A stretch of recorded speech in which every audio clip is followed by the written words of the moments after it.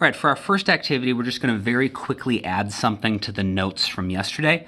So these are the elevator problems. So if you can flip to those in your notebook. The one thing that we didn't get a chance to do is talk about how to just write an equation for the net force. So these are our first two diagrams that we did. So when the elevator is at rest, it was easy. The net force is 0. And so we know if we had, numbers for all the other stuff, we would also know the number for the net force is 0 newtons. But then over on this one, we know that the net force is down. We know the force of gravity was bigger than the normal force when the elevator was starting to move down. And so the question is, if we actually knew exactly how big this force was, the force of gravity was, and how big the normal force is, how would we figure out the net force? Like if the force of gravity was 100 newtons and the normal force was 80 newtons, how big would the net force be? And we know the net force is just what we get if we are adding everything together. But since these are going in opposite directions, we know when we combine vectors pointing in opposite directions that their magnitudes are going to subtract. So if we have 100 down and 80 up, the total is only going to be 20 down. And so the way we would find that, or that we could write that as an expression, is the force of gravity minus Fn. So we would take the force that's pointing in the same direction as the net force and then subtract any smaller forces going in the opposite direction. For the third diagram, moving down at a constant speed, net force is 0, so we don't need an equation. We know exactly what number it is.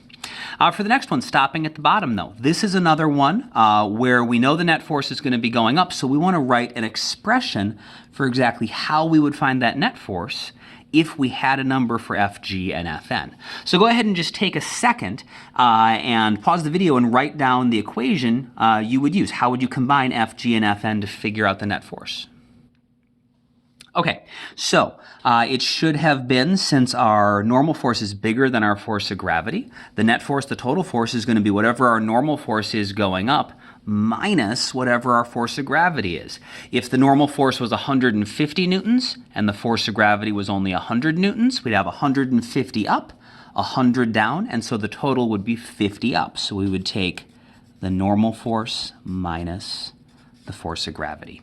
And this is something we always want to get in the habit of doing. Anytime we draw a free body diagram and draw a net force arrow, we want to write down how to actually calculate it as a combination of the other forces. So we got two more to do quick.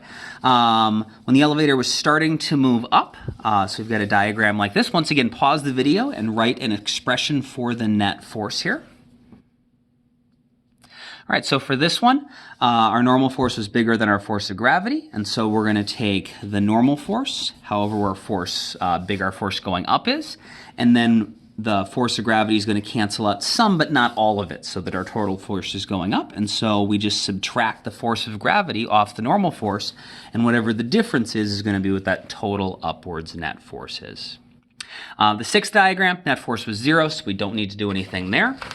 And then on our last diagram, when we were stopping at the top, we had something that looked like this. We figured out the net force needed to be going down. We know the force of gravity was a certain amount, and the normal force was something else, but it was smaller than the force of gravity. And so one last time, we just want to practice writing the expression. How would we actually calculate the net force if you knew what number each one of these is? Go ahead and pause the video, write down that expression, then unpause when you're ready. All right, so the force of gravity going down is bigger than the normal force, and so the normal force is going to cancel out some, but not all of the force of gravity. So the normal force going down, we take our downwards force, the force of gravity. We're going to subtract whatever the normal force is. That's showing that the normal force that's smaller than gravity can cancel out some, but not all of gravity.